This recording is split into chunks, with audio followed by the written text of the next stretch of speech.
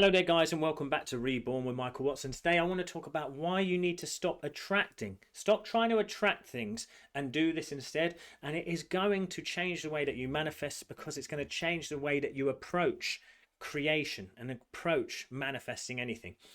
If you like Spirituality Simplified, please consider like, sharing and subscribing.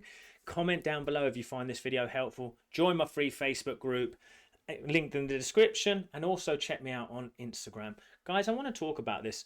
It is literally about the fact that as soon as I stopped trying to attract things and did this instead, I manifested everything. Because you see, when you attract something, when you're saying I'm going to attract something, you actually disconnect from it. It's not detachment as we would want it to be. You disconnect from it. You're actually separate from it. But there's no separation in this universe. What I like to really approach it as is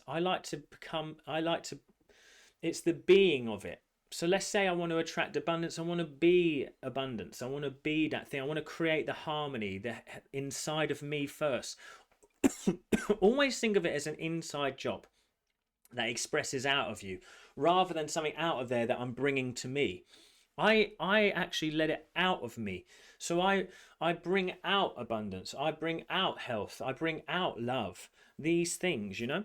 So when we try to attract, we end up thinking that we have to do something to be worthy of that attraction.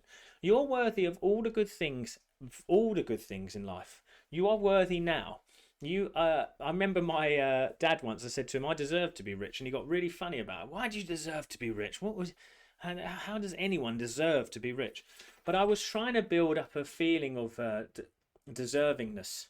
My thing is you deserve everything. We all do. Everyone deserves to live a happy, joyous, successful life. How you measure that to you is up to you.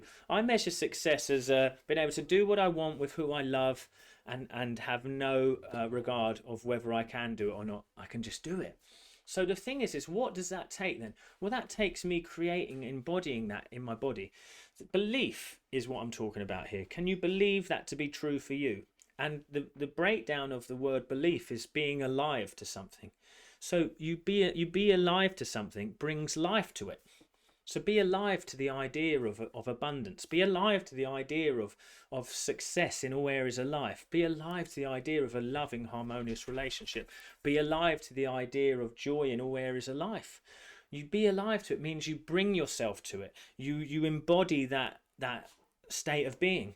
What is that state of being? And I talk about it all the time. For me, it's a gentle knowing. It's a joy, peace and harmony.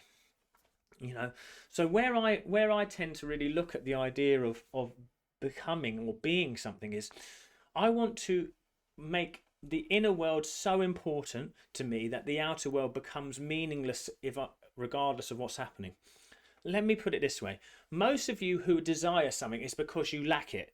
You don't desire something if you don't lack it. You know, so the point being is desire comes from a place of wanting to express the self, a divine stirring, and it says you can have more in this experience if you want. The more that you get, the more you will start to desire again.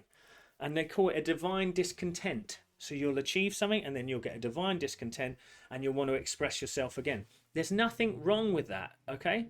But the truth is that the more that you say, I'm going to attract it, I'm going to raise my vibration, you don't have to do anything effortful to get into that alignment of the thing that you want. You actually want to let go of more. You do not add anything to yourself. And I say this till I'm blue in the face. There is nothing that you do that makes you more worthy. What it is you were born worthy, you were born whole, you were born perfect. You're a perfect being in a meat suit. The truth is we get so connected to this meat suit. It's a bit like an astronaut wearing his astronaut suit, let's say. If he wore it for 1,000 days, there'd be at some point he'd be like, I don't know where I begin and the suit ends. This is like us in our bodies. We learn to live in this physical state. Look at us as babies. We're really confused. We can't even see fully. And then we learn to live in this physical state. We're spiritual beings having a physical existence. But what we do is we fall in love with the physical more. And then someone said to us, hey, you see that money that you want? It's outside of you. Go and raise your vibration to go and get it.